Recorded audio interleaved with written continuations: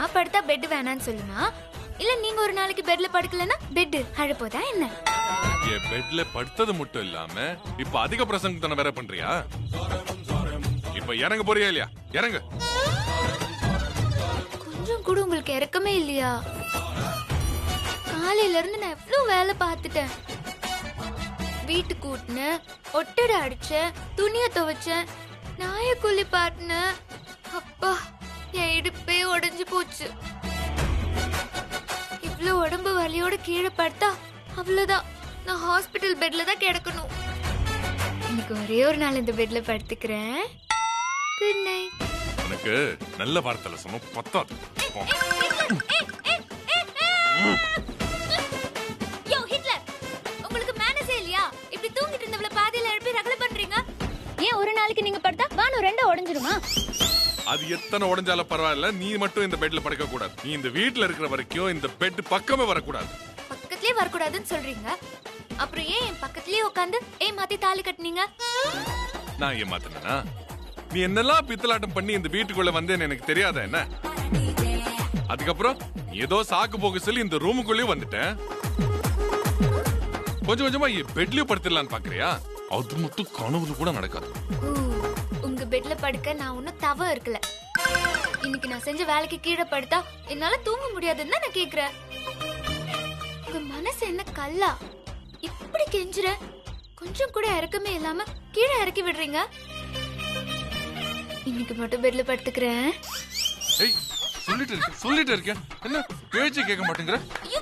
கீழே படு. உங்க பெட் என்ன கோல்டுல செஞ்சதா? ராத்திரியோட ராத்திரியா தோல் போட்டு ஓடி போறதுக்கு. நான் சொல்றத கேளுங்க. இன்னைக்கு மட்டும் அடிச்சு மூக்கு உடைச்சு படு போ. Thank you. ஏய், நான் சொன்னது தரையில படு, பெட்ல இல்ல. அத அப்பல இருந்து தேஞ்ச ரெக்கார்ட் மாதிரி சொல்லிட்டே இருக்கீங்களே. சரி, நான் போறேன். எங்க போறேன்? கீழே படுக்க சொன்னேனே. நான் பெட்ல படுக்க கூடாதுன்னு சொல்லிட்டீங்கல்ல, நான் படுக்கல. அதோட உங்க பேச்ச கட் பண்ணுங்க. நான் எங்க படுத்தா உங்களுக்கு என்ன? நான் கீழே தான் படுக்க போறேன். ஆனா இங்க இல்ல, கீழே சோஃபால. நீங்களே இந்த பெட்ல தூங்குங்க. ஒத்தையா படுத்தா கூட வந்து பேய் படுத்துக்கும் சொல்வாங்க. என்கிட்ட சொன்ன மாதிரி பேய் கிட்ட கீழே படுக்க சொல்லாதீங்க. அது ஹிட்லர்லாம் பார்க்காது, நாலு சாத்து சாத்திரும். பாரு, போ போ. புட்டி சாதா.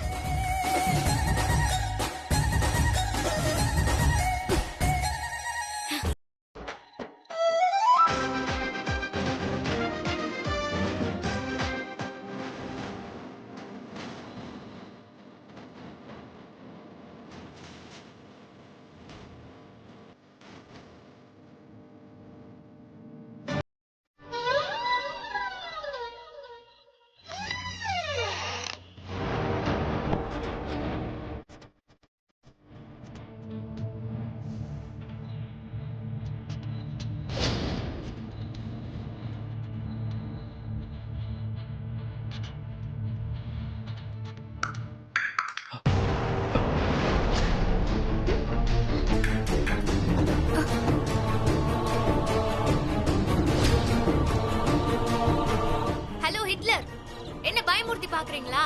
இதுக்கெல்லாம் நான் பயப்பட மாட்டேன். நான் தளபதியோட ஃபேன்.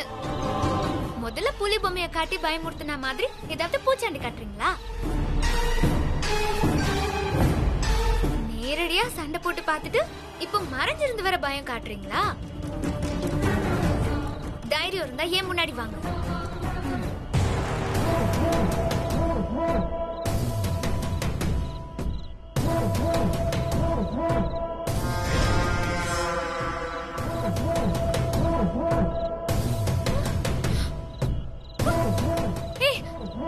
நீ எப்படி இந்த நேரத்துல உள்ள? அம்மா, எப்படி உள்ள வந்த? நீ என்ன நிம்மதியாவே இருக்க விட மாட்டியா? உனக்கு எவ்வளவு பட்டாலும் புத்தி வராதா? உன்னை யாரு போலீஸ்ல வேலைக்கு எடுத்தது? எப்ப பாரு திருட்டு வேலை மட்டுமே பாக்குறது. அன்னைக்கு அப்படிதான் எங்க வீட்டு ஜன்னல் வழியா வந்து குதிச்ச. இன்னைக்கு இப்படி திருட்டுத்தனமா உள்ள வர? நான் ஒண்ணு திருட்டுத்தனமா வர வேண்டிய தேவையே இல்ல. சி, வாய் மூடு. நீ ஒன்னும் எனக்கு வெல்கோலாம் சொல்ல வேண்டாம். இப்படி நடு ராத்திரில கதவை திறந்துட்டு வர உன்கிட்ட எல்லாம் என்ன பேச வேண்டியது இருக்கு? என் தங்கச்சியோட வாழ்க்கைய அநியாயமா கெடுக்க பார்த்ததும் இல்லாம இப்போ யாரோட வாழ்க்கைய கெடுக்கிறதுக்காக வந்திருக்கேன். ஊரே தூங்குனதுக்கு அப்புறம் தான் பேய்க்கு முழிப்பு வரும்னு சொல்லுவாங்க. நீ என்ன பேயா? ஆமா, பேய் தான். ஆனா நல்ல பேய். உனக்கு ஒரு விஷயத்த சொல்ல வந்த பேய். என்ன விஷயம்? இந்த ஊரை விட்டே ஓட போறியா இல்ல இந்த உலகத்தையே விட்டு போறியா? எது நடந்தாலும் எனக்கு நல்லதுதான். இத சொல்றதுக்கா இந்த அர்த்த ராத்திரியில வந்த? நீ யார் வீட்டுக்கு வந்திருக்கேன்னு தெரியுமா? ஏஜி வீட்டுக்கு. உன்னை பார்த்தாருன்னா உன் பொணம் தான் இந்த வீட்டை விட்டு போகும். அவர் பாக்குறதுக்குள்ள ஓடி போயிரு. அவர் பார்த்தா எனக்கு ஒன்றும் பயம் இல்லை. நீ என்கிட்ட அசால்ட்டா பேசிட்டு இருக்க. ஒரே ஒரு சத்தம் போட்டா போதும், நீ காலி. அப்புறம் லைஃப்ல ஏன்டா இங்க வந்தோன்னு அழுதுட்டு இருப்ப. சும்மா பயமெல்லாம் நீ காட்டாதம்மா. நான் ஏற்கனவே பல முறை இங்க வந்திருக்கேன்.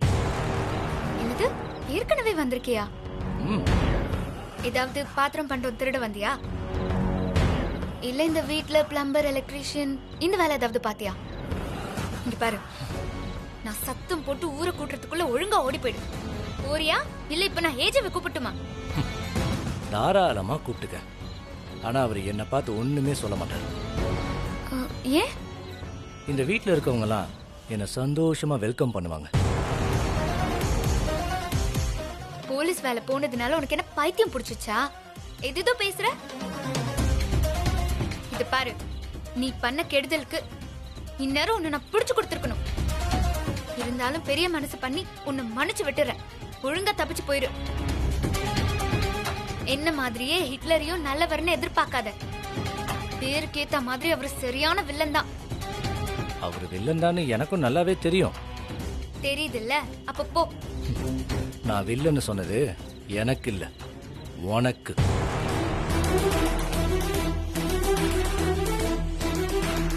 ஹிட்லர் ஸ்வேதாவை கிட்னாப் பண்ணி உன்னை பிளாக்மெயில் செஞ்சு மிரட்டி வில்லத்தனம் பண்ணி உன்னை கட்டாயப்படுத்தி கல்யாணம் பண்ணிக்கிட்டாரு. இது ரொம்ப பழைய நியூஸ். இத்தனை நாள் நீ என்ன கோமால இருந்தியா?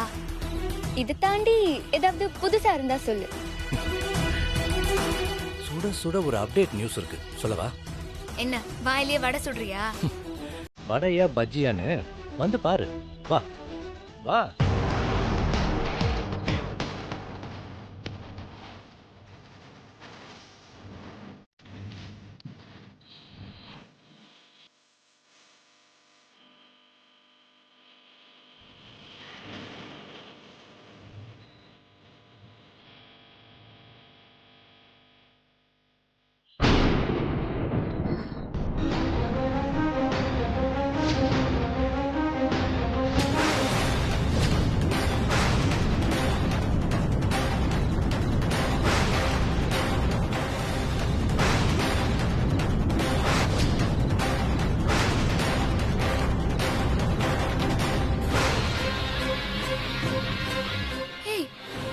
ஹிட்லர் ஃபேமிலி போட்டோல நீ எப்படி? உனக்கும் ஹிட்லருக்கும் என்ன சம்பந்தம்? சம்பந்தம் இல்லாமையா நானும் சிந்துவும் போட்டோல இருக்கோம்? நான் ஹிட்லர் குடும்பத்துக்கு சொந்தக்காரன்.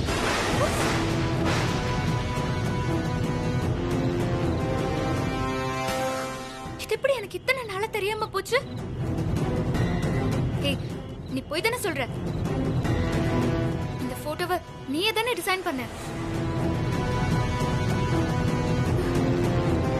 ஒரு நாள் கூட அந்த ஹிட்லர் உன்னை ரிலேஷன் சொன்னதே இல்லையே. சொல்ல மாட்டாரு. ஏன் சொல்ல மாட்டாரு? அது சரி, நீ ஏன் என்கிட்ட அதை முன்னாடியே சொல்லல? சொல்லக்கூடாதுன்னு ஆர்டர். யார் ஆர்டர் போட்டது? வேற யாரு? உன் அருமை புருஷன் ஹிட்லர் தான். ஹிட்லரா? எதுக்கு? நான் உன் தங்கச்சி மேல ஆசைப்பட்டேன். ஆனா அந்த ஹிட்லர் உன் மேல ஆசைப்பட்டார்.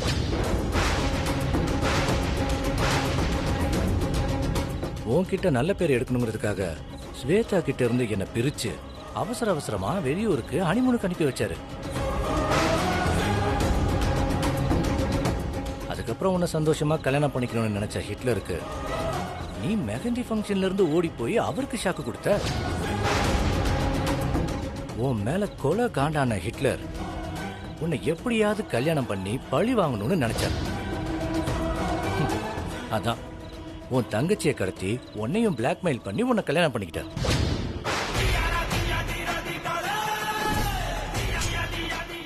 நான் இங்க இருந்தேன்னா இந்த எல்லா விஷயத்தையும் உன்கிட்ட சொல்லிடுவேன்னு பயந்து என்னை கண்காணாத இடத்துக்கு அனுப்பி வச்சிட்டாரு.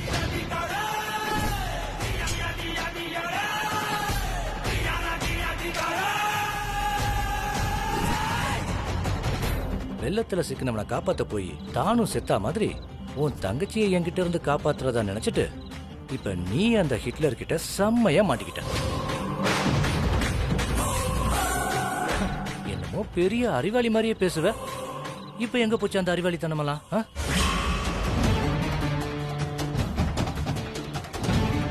இன்டர்நேஷனல் டெரரிஸ்ட் ரேஞ்சுக்கு என்ன ட்ரீட் பண்ணுவ? இப்ப யார் வில்லன்னு தெரிஞ்சு போச்சா? நானாவது உன் தங்கச்சி கூட வாழதான் நினைச்சேன். ஆனா அந்த ஹிட்லர் உன்னை கொஞ்சம் கொஞ்சமா சாகடிக்கிறதுக்கு தான் உன்னை ஏமாத்தி கல்யாணமே பண்ணிருக்காரு. இனிமே உனக்கு தினம் தினம் ரணம் தான். தன்னோட வாழ்க்கை வீணா போனாலும் பரவாயில்ல, உன் வாழ்க்கையை நாசமாக்கணும்னு நினைக்கிற ஒரு சைக்கோ கிட்ட போய் நீ மாட்டிருக்க. அந்த ஹிட்லர் தன்னோட ஆட்டத்தை ஆரம்பிச்சிட்டாருன்னு நினைக்கிறேன். இல்லைன்னா இப்படி தன்னந்தனியா சோஃபால படுத்து கிடக்க மாட்டியே. உன்னை குப்பையை அள்ளி வீசுற மாதிரி வெளியே அள்ளி வீசிட்டாருன்னு நல்லாவே தெரியுது.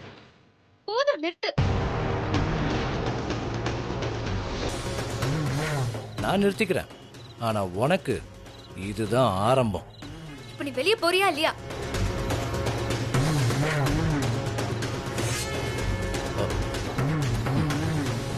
ஒன்னே ஒண்ணு மட்டும் நான் சொல்லிட்டு போயிடுறேன். ஒன்ன அடையணுங்கிறதுக்காக எனக்கு அநியாயம் பண்ண ஹிட்லர் இப்போ வேண்டாத பொருளா நினைக்கிற ஒன்ன எந்த அளவுக்கு டார்ச்சர் பண்ணுவார்னு நீயே யோசிச்சுக்கோ.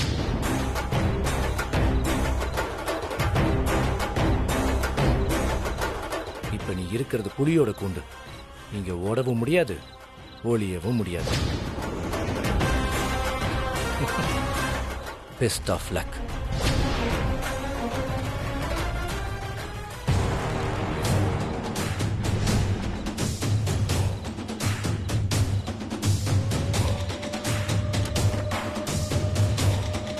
யோ ஹிட்லர், முதல்ல எழுந்திரீங்க.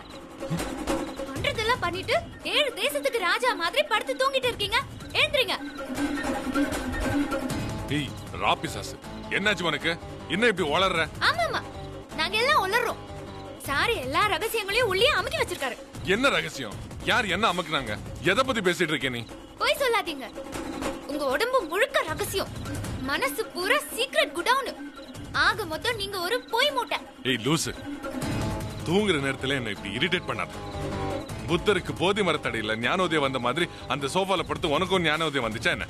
தூங்க போறேன்னு சொல்லிட்டு என்ன ஏன் இப்படி கடுப்பேத்திட்டு இருக்கேன்? என்ன வேணும் உனக்கு? எனக்கு பதில் வேணும். என்ன பதில்? பத்ரி யாரு?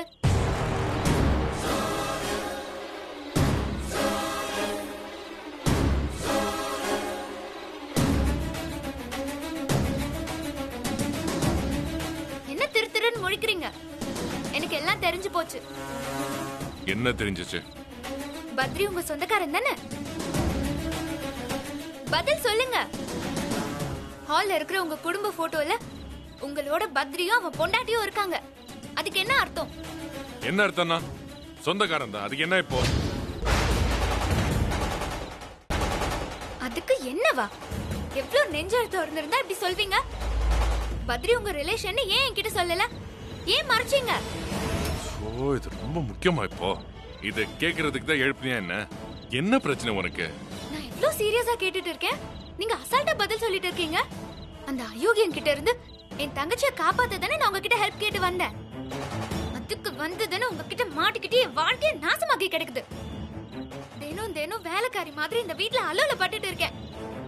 இதுக்கெல்லாம் காரணமான அந்த பத்ரிய சொந்தக்காரன்னு ஏன் சொல்லாம மறைச்சீங்க? போட்டோல இருக்கிற சொந்தக்காரன் ஏன் கல்யாணத்துக்கு வரல? அவனை எங்க அமுச்சு வச்சீங்க? எதுக்கு அவனை வரவிடாம பண்ணீங்க? உங்க பிளான் என்ன? இதுக்கு பின்னால இருக்கிற சதி என்ன? ஓ ஸ்டாப் இட். உன்னோட கூறு கெட்ட மூளைக்கு தோன்ற கேள்விகளுக்கெல்லாம் என்னால பதில் சொல்லிட்டு இருக்க முடியாது. அந்த கேடு கெட்டவனை பத்தி பேசி என் தூக்கத்தை கெடுக்காது. தயவு செஞ்சு தூங்கு. ஏய், ஏன் இப்படி சீப்பா நடந்துக்கிற? என்னாச்சு உனக்கு? என்ன வேணும் உனக்கு? எனக்கு பதில் கிடைக்காம நான் இந்த பெட்டை விட்டு இறங்க மாட்டேன். மீறி ஏதாவது பண்ணீங்கன்னா நான் கத்தி ஊர கூட்டிடுவேன். நீ எவ்வளவு வேணா கத்து, என்ன வேணா பண்ணு. எனக்கு அதை பத்தி எல்லாம் கவலை இல்ல. ஏன்னா என் மனசுக்கு தெரியும் நான் எதையும் மறைக்கலன்னு. நீங்க எதை மறைக்கல? பத்ரி உங்க ரிலேஷன்ங்கிறது கொஞ்ச நேரத்துக்கு முன்னாடி தான் எனக்கே தெரியும். நான் என் தங்கச்சி விஷயமா ஹெல்ப் கேட்டு வந்தப்போ நீங்க ஏன் என்கிட்ட அதை சொல்லல? என்ன காரணம்? இப்ப பத்ரிய மறைச்சதுக்கும் என்ன ஏமாத்தி கல்யாணம் பண்ணிக்கிட்டதுக்கும் ஏதோ தொடர்பு இருக்கு. நீங்க என் தங்கச்சியை கிட்னாப் பண்ணி என்ன பிளாக்மெயில் செஞ்சு தாலி கட்டுற பிளான் அந்த பத்ரி தெரிஞ்சுக்கிட்டானா? அதனாலதான் நீங்க அவனை தூரமா அமுச்சு வச்சிட்டீங்களா? முட்டாள் மாதிரி பேசாத. பத்ரிய மறைச்சு என்ன முட்டாளாக்க நினைச்சிருக்கீங்க. அதுல ஜெயிச்சும் இருக்கீங்க. ஆனா கடவுள்னு ஒருத்தன் இருக்கான். இன்னைக்கு உங்க வேஷம் கலைஞ்சிருச்சு. எதோட எது லிங்க் பண்ற? உன்னோட கற்பனைக்கு எல்லாம் என்னால பதில் சொல்லிட்டு இருக்க முடியாது, சரியா? இத பாரு, ஓ தங்கச்சிக்கு பத்ரியால ஆபத்துன்னு என்கிட்ட வந்து ஹெல்ப் கேட்ட, நானும் உனக்கு ஹெல்ப் பண்ணேனா இல்லையா? அப்போ தங்கச்சியோட வாழ்க்கை உனக்கு முக்கியம் இல்ல, பத்ரி என்னோட சொந்தக்காரங்கிறது உனக்கு முக்கியமா போச்சா? இருங்க இருங்க இருங்க, ஹெல்ப் அது இதுன்னு சொல்லி என்ன குழப்ப பாக்குறீங்களா? எனக்கு ஹெல்ப் பண்ணதே உங்களோட பிளான் தான். என் மேல ஆசைப்பட்டு தான் உதவியே செஞ்சிருக்கீங்க. இருங்க நேருக்கு நேரா பேசுவோம். பத்ரி என் தங்கச்சி வாழ்க்கையோட விளையாடினா நீங்க ஏன் வாழ்க்கையோட விளையாடிட்டீங்க. உங்க ரெண்டு பேருக்குமே வித்தியாசமே கிடையாது. ரெண்டு பேருமே கிரிமினல் தான். திமிர் பிடிச்சவள. நானும் பார்த்துட்டே இருக்கேன்.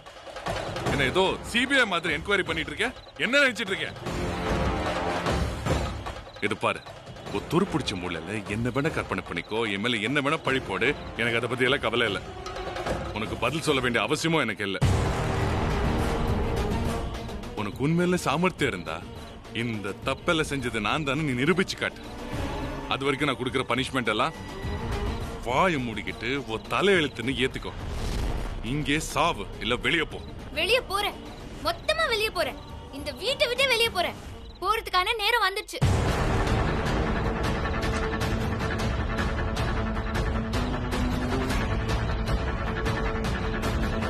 கடைசி வரைக்கும் நான் கேட்டதுக்கு பதிலே இல்ல. நீங்க என் கழுத்துல தாலி கட்டுறதுக்கு என் தங்கச்சியை கிட்னாப் பண்ணி என்ன பிளாக்மெயில் செஞ்சு ஏமாத்துனீங்கன்னு எல்லாமே தெரிஞ்சு போச்சு. நீங்க தான் குற்றவாளின்னு ப்ரூவ் ஆயிடுச்சு. அன்னைக்கு நீங்க சவால் விட்டபடி நான் ஜெயிச்சிட்டேன். இதெல்லாம் நான் தான் செஞ்சேன்னு ஒத்துக்கிட்டு இதுல ஒரு கையெழுத்து போடுங்க. நான் இப்பவே இந்த வீட்டை விட்டு வெளியே போயிடுறேன்.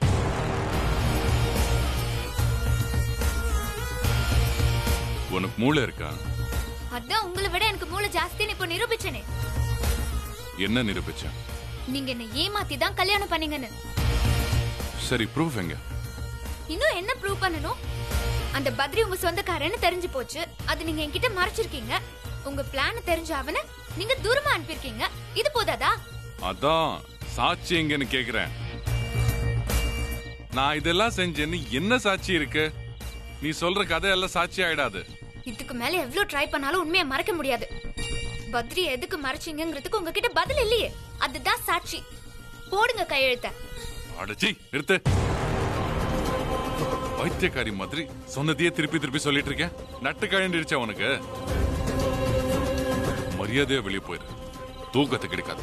நீங்க சொல்றது கேட்க முடியாது. எனக்கு இப்ப முடிவு தெரியணும். என்ன தெரியும்? இந்த பேப்பருக்கு ஒரு பதில் சொல்லுங்க. சரி கொடு.